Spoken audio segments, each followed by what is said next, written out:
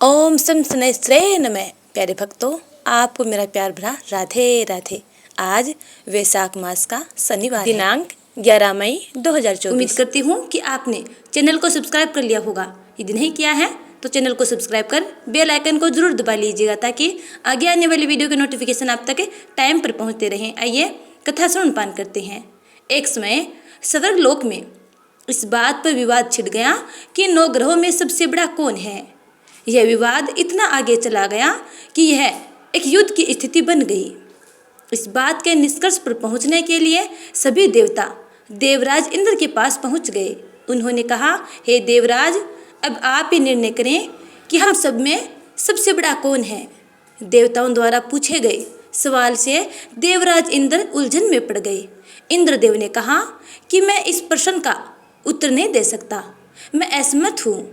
इस सवाल का जवाब पाने के लिए वह सभी पृथ्वी लोक में उज्जैनी नगरी के राजा विक्रमादित्य के पास गए। राजा विक्रमादित्य के महल पहुंचकर सभी देवताओं ने प्रश्न किया। इस पर राजा विक्रमादित्य भी असमंजस में पड़ गए। वे सोच रहे थे कि सभी के पास अपनी अपनी शक्तियां हैं जिसके चलते वो महान हैं। अगर किसी को छोटा या बड़ा कहा गया तो उन्हें क्रोध के कारण काफ़ी हानि हो सकती है। इसी बीच राजा को एक तरीका सूझा। उन्होंने 9 तरह की धातु बनवाई जिसमें स्वर्ण, रजत, कांसा, ताम्र, सीसा, रांगा, जस्ता, अब्रक व लोहे शामिल थे।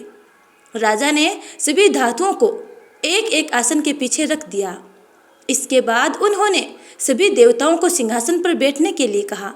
देवताओं के गुणों के अनुसार सभी आसनों को एक दूसरे के पीछे रखवाकर उन्होंने देवताओं को अपने अपने सिंहासन पर बैठने को कहा। जब सभी देवताओं ने अपना अपना आसन ग्रहण कर लिया तब राजा विक्रमादित्य ने कहा, इस बात का निर्णय हो चुका है। जो सबसे पहले सिंहासन पर बैठा है वही बड़ा है। यह देखकर शनि देवता बहुत नाराज हुए। उन्होंने कहा, राजा विक्रमादित्य, यह मेरा अपमान है। तुमने मुझे सबसे पीछे बिठाया है। मैं तुम्हारा विनाश कर दूंगा। तुम मेरी शक्तियों को नहीं जानते हो। शनि ने कहा, एक राशि पर सूर्य 1 महीने, चंद्रमा 2.25 दिन, मंगल 1.5 महीने, बुध और शुक्र 1 महीने, बृहस्पति 13 महीने रहते हैं, लेकिन मैं किसी भी राशि पर 7.5 वर्ष तक रहता हूँ। मैंने अपने प्रकोप से बड़े बड़े देवताओं को पीड़ित किया है। वो मेरा ही प्रकोप था कि राम को वन में जाकर रहना पड़ा था, क्योंकि उन पर 7.5 थी। रावण की मृत्यु भी इसी कारण हुई। अब तू भी मेरे प्रकोप से बच नहीं पाएगा। शनि देव ने बेहद क्रोध में वहाँ से विदा ली। वहीं बाकी के सब देवता खुशी खुशी से वहाँ से चले गए। इसके बाद सब कुछ सामान्य ही चलता रहा। राजा विक्रमादित्य पहले की तरह ही न्याय करते रहे। दिन ऐसे ही बीतते रहे, लेकिन शनि देव अपना अपमान नहीं भूले। एक दिन शनि देव बदला लेने के लिए घोड़े के व्यापारी के रूप में राज्य में पहुँचे।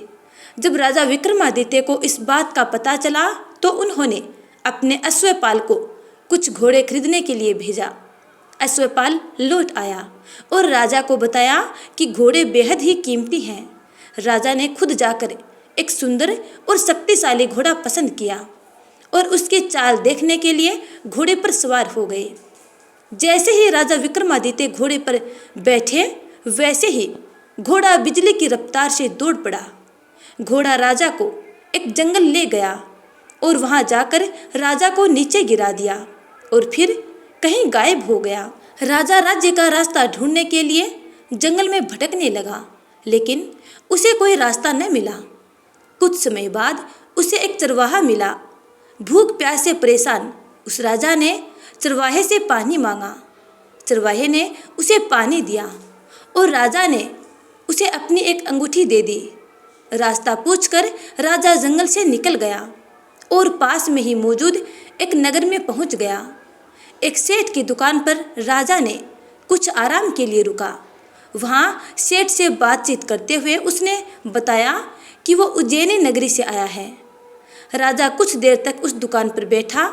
जितनी देर वो वहाँ बैठा, सेठ जी की काफ़ी बिक्री हो गई। सेठ ने खुद को बहुत भाग्यवान समझा।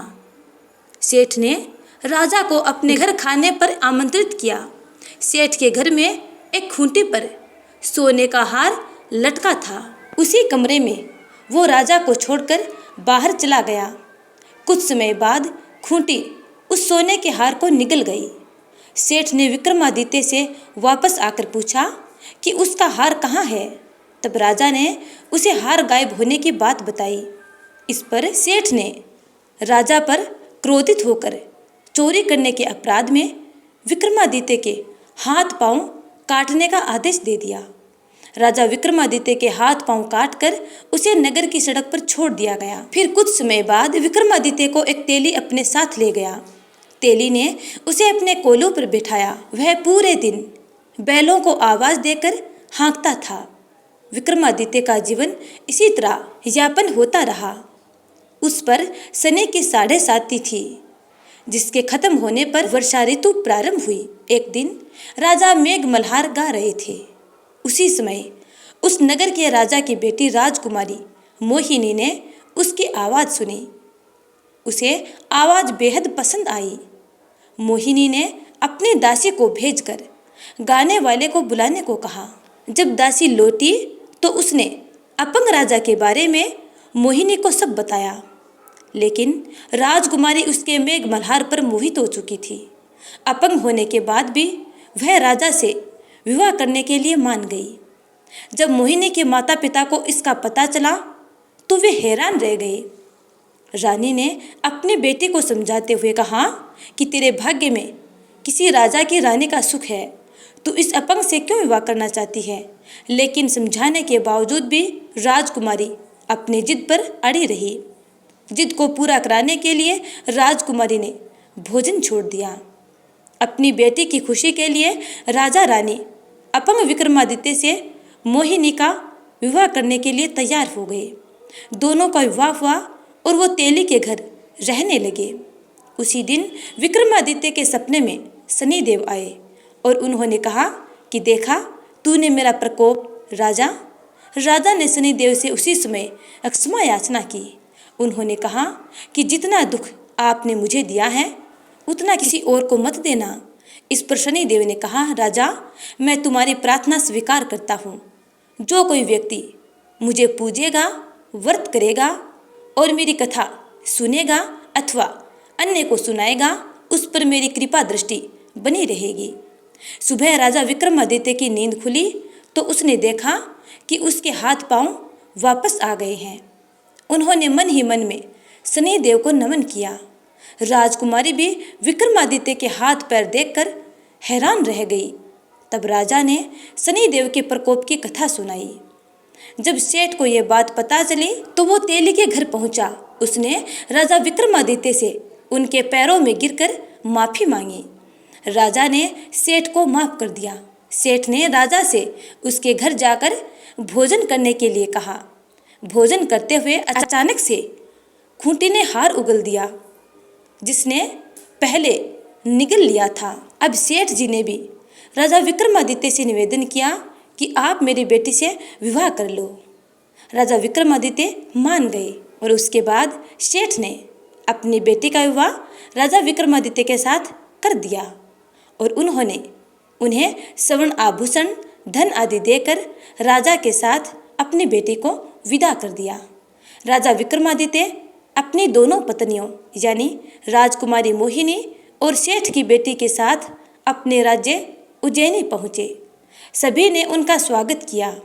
इसके बाद राजा विक्रमादित्य ने पूरे राज्य में घोषणा करते हुए कहा कि आज से शनिदेव सब देवों में सर्वश्रेष्ठ माने जाएंगे। साथ ही शनिदेव का व्रत करें और व्रत कथा अवश्य श्रवणपान करें। यह देखकर शनिदेव बहुत खुश हुए। व्रत करने और व्रत कथा सुनने से शनिदेव की कृपा उन सब पर रहने लगी और उनके राज्य में सभी लोग आनंद पूर्वक रहने लगे। तो प्रेम से बोलिए जय शनिदेव। अब सुनते हैं अगली कथा। एक बूढ़ा ब्राह्मण था। वह रोज पीपल को जल से सींचता था। पीपल में से रोज एक लड़की निकलती और कहती, पिताजी मैं आपके साथ जाऊंगी। यह सुनते सुनते वह वृद्ध व्यक्ति दिन ब दिन कमजोर होने लगा। तो बुढ़िया माई ने पूछा कि क्या बात है। तब वृद्ध बोला कि पीपल से एक लड़की निकलती है और कहती है कि वह भी मेरे साथ चलेगी। बुढ़िया बोली, कल उस लड़की को ले आना। जहाँ 6 लड़कियाँ हमारे पास हैं वहीं 7वीं लड़की और सही। अगले दिन वृद्ध व्यक्ति उस लड़की को घर ले आया। घर लाने के बाद बूढ़ा ब्राह्मण आटा मांगने गया तो उसे पहले दिनों की अपेक्षा आज ज़्यादा आटा मिला था। जब बुढ़िया वह आटा छानने लगी तो लड़की ने कहा, लाओ माँ, मैं छान देती हूँ। जब वह आटा छानने बैठी तो प्रात भर गई। उसके बाद माँ खाना बनाने जाने लगी तो लड़की बोली कि आज रसोई में मैं जाऊँगी। तो बुढ़िया माई बोली कि ना, तेरे हाथ जल जाएंगे।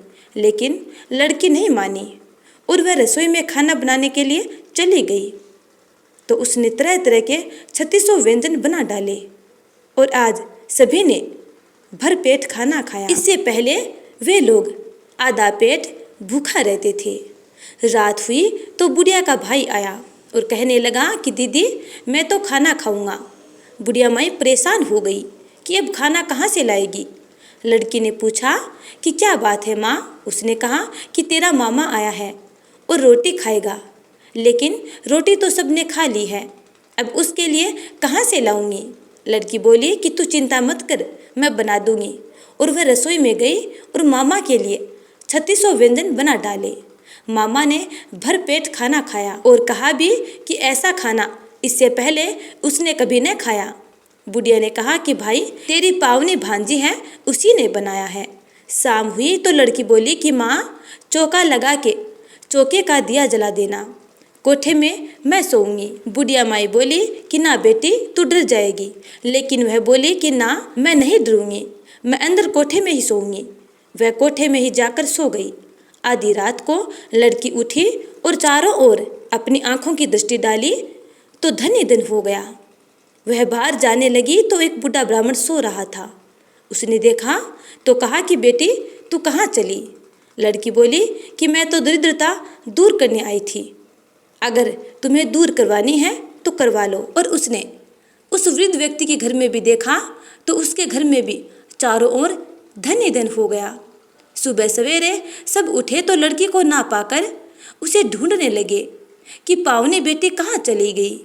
बूढ़ा ब्राह्मण बोला कि वह तो लक्ष्मी माता थी, जो तुम्हारे साथ मेरी दरिद्रता भी दूर कर गई। तो प्रेम से बोलिए, जय माँ लक्ष्मी।